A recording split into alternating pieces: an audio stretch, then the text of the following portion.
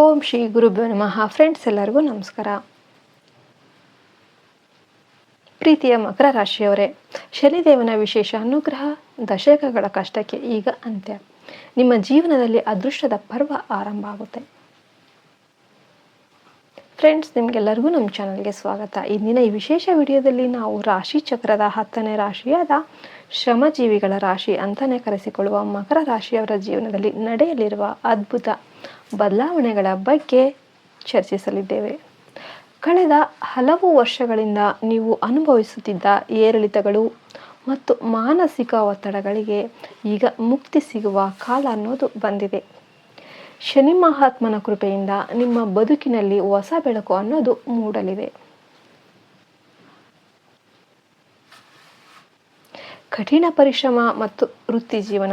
ಮಕರ ರಾಶಿಯವರೇ, ನಿಮ್ಮ ರಾಶಿಯ ಅಧಿಪತಿ ಶನಿದೇವ ಆಗಿರೋದ್ರಿಂದ ನೀವು ಸದಾ ಕಷ್ಟಪಟ್ಟು ಕೆಲಸವನ್ನು ಮಾಡುವವರು. ಈ ಸಮಯದಲ್ಲಿ ನಿಮ್ಮ ಹಳೆಯ ಪ್ರಯತ್ನಗಳಿಗೆ ಫಲ ಅನ್ನೋದು ಸಿಗುವ ಸಮಯ ಬಂದಿದೆ. ಉದ್ಯೋಗದಲ್ಲಿ ಬಡ್ತಿ ಅಥವಾ ವರ್ಗಾವಣೆಯ ನಿರೀಕ್ಷೆಯಲ್ಲಿ ಏನಾದರೂ ಇದ್ದರೆ ಸಕಾರಾತ್ಮಕ ವಾರ್ತೆಯನ್ನು ಕೇಳ್ತೀರಾ. ಹೊಸ ವ್ಯವಹಾರ ಆರಂಭಿಸೋದಕ್ಕೆ ಇದು ಅಥವಾ ಹೂಡಿಕೆ ಮಾಡೋದಕ್ಕೆ ಇದು ಅತ್ಯಂತ ಶುಭದ ಸಮಯ ಆಗಿರುತ್ತೆ. ಸಮಾಜದಲ್ಲಿ ನಿಮ್ಮ ಗೌರವ ಮತ್ತು ಅಧಿಕಾರ ಹೆಚ್ಚಾಗುವಂತಹ ಘಟನೆಗಳು ಜರುಗುತ್ತೆ. ಇನ್ನು ಶತ್ರುಗಳು ಮತ್ತು ಅವ್ರ ಬಗ್ಗೆ ಎಚ್ಚರಿಕೆ ಹೇಳೋದಾದರೆ, ನಿಮ್ಮ ಪ್ರಗತಿಯನ್ನು ಕಂಡು ಹೊಟ್ಟೆ ಕಿಚ್ಚು ಪಡುವವರು ನಿಮ್ಮ ದಾರಿಯಲ್ಲಿ ಅಡೆತಡೆಗಳನ್ನು ಉಂಟು ಮಾಡಬಹುದು. ವಿಶೇಷವಾಗಿ ನಿಮ್ಮ ಜೊತೆಗೆ ಇರುವ ಸಹೋದ್ಯೋಗಿಗಳಿಂದ ಅಥವಾ ಪರಿಚಯಸ್ಥರಿಂದ ಎಚ್ಚರದಿಂದಿರಿ. ಅವರು ನಿಮ್ಮ ಹೆಸರನ್ನು ಹಾಳು ಮಾಡೋದಕ್ಕೆ ಅಥವಾ ಗೊಂದಲ ಮೂಡಿಸಲು ಪ್ರಯತ್ನ ಮಾಡ್ತಿರಬಹುದು. ನಿಮ್ಮ ರಹಸ್ಯಗಳನ್ನು ಮತ್ತು ಆರ್ಥಿಕ ವ್ಯವಹಾರಗಳನ್ನು ಯಾರಿಗೂ ಕೂಡ ಬಿಟ್ಕೊಡೋದಕ್ಕೆ ಹೋಗಬೇಡಿ. ಮೌನ ಮತ್ತು ಸಂಯಮವೇ ನಿಮ್ಮ ಗೆಲುವಿನ ಸೂತ್ರವಾಗಿರುತ್ತೆ. ಆರ್ಥಿಕ ಸುಧಾರಣೆ ಮತ್ತು ಕುಟುಂಬ.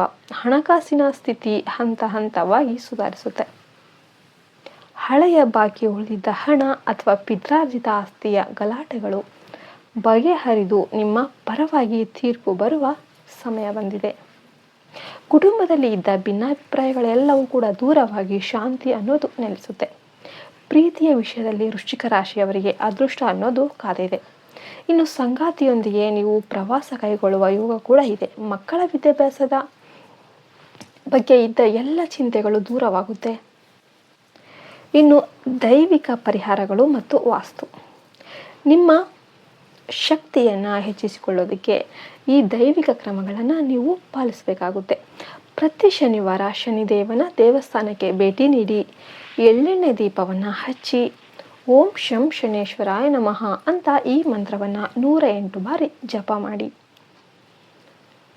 ಬಡವರಿಗೆ ಅಥವಾ ಕಷ್ಟದಲ್ಲಿರುವವರಿಗೆ ಕಪ್ಪು ಬಣ್ಣದ ಬಟ್ಟೆ ಅಥವಾ ಆಹಾರವನ್ನು ದಾನ ಮಾಡಿ. ಮನೆಯ ಪಶ್ಚಿಮ ದಿಕ್ಕನ್ನು ವೆಸ್ಟ್ನ ಸದಾ ಶುಚಿಯಾಗಿಡಿ ಮತ್ತು ಸಂಜೆ ಹೊತ್ತು ಅಲ್ಲಿ ದೀಪವನ್ನು ಹಚ್ಚಿ.